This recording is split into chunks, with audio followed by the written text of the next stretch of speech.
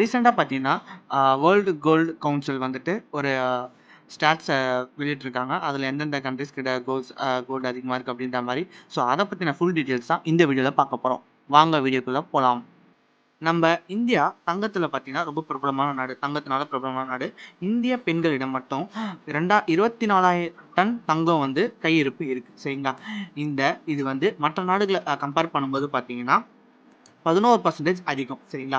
இது தவிர்த்துட்டு உலகத்துல டாப் 5 நாடுகள் எது எதுலாம் வந்து தங்கம் அதிகமா வச்சிருக்காங்க அப்படின்னு பார்த்தீங்கன்னா, அமெரிக்கா கிட்ட 8,000 டன்னும், ஜெர்மனி கிட்ட 3,300 டன்னும், இத்தாலி கிட்ட 2,450 டன்னும், பிரான்ஸ் கிட்ட 2,400 டன்னும், ரஷ்யா கிட்ட 1,900 டன்னும் தான் கையிருப்பு இருக்கு. சரிங்களா?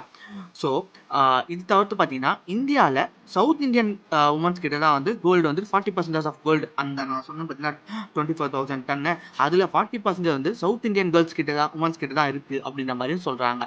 ஸோ இதில தமிழ்நாட்டு பெண்களிடம் எவ்வளோ இருக்குன்னு பார்த்தீங்கன்னா, 6,720 டன் தங்கம். அதாவது மொத்தமா 24,000 டன் இந்தியா கிட்ட இருக்கு. அதில சவுத் இந்தியன் வுமன்ஸ் கிட்ட மட்டும் 6,720 டன் தங்கம் இருக்கு அப்படின்னு சொல்றாங்க. சரி, அவங்க இன்னொரு ஸ்டாட்ஸும் சொல்றாங்க. அதுவும் இந்தியா பேஸ் பண்ணி தான் அந்த ஸ்டாட்ஸ் சொல்றாங்க. ஸோ இந்தியால மேரேஜ் ஆனவங்க அப்படின்னு பார்த்தீங்கன்னா, 500 கேஜி கோல்டும், மேரேஜ் ஆகாத வுமன்ஸ் இருக்காங்க. அவங்க வந்து 250 கேஜி கோல்டும் வச்சிருக்காங்க.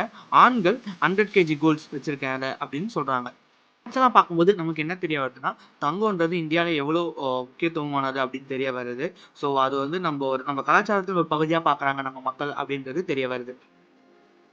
இது மட்டும் இல்லாம, இப்போ நீங்க ஒரு கண்ட்ரி விட்டு இன்னொரு கண்ட்ரி போம்போது, நம்ப கண்ட்ரில இருக்க கரன்சி அங்க செல்லாது. அந்த கண்ட்ரி கரன்சி இங்க செல்லாது. ஸோ இந்த மாரி கரன்சி டிஃபரன்சஸ்லாம் இருக்கு. பட் கோல்டு அப்படி இல்ல. கோல்டு நீங்க எங்க போனாலும் கோல்டுக்குன்னு ஒரு ரேட் இருக்கு. ஸோ அதனால கோல்டுக்கு ஒரு வேல்யூ இருக்குன்னு நான் நெனைக்கிறேன்.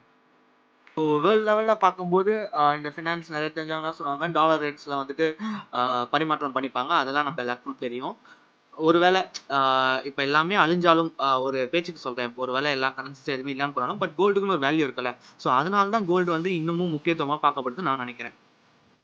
Okay friends. ஸோ உங்களுக்கு இந்த வீடியோ புடிச்சிருக்கும்னு நெனைக்கிறேன். ஸோ இந்த வீடியோவ உங்க ஃப்ரெண்ட்ஸ் அண்ட் ஃபேமிலிக்கு ஷேர் பண்ணுங்க. மறக்காம நம்ம சேனல சப்ஸ்கிரைப் பண்ணுங்க. Thank you.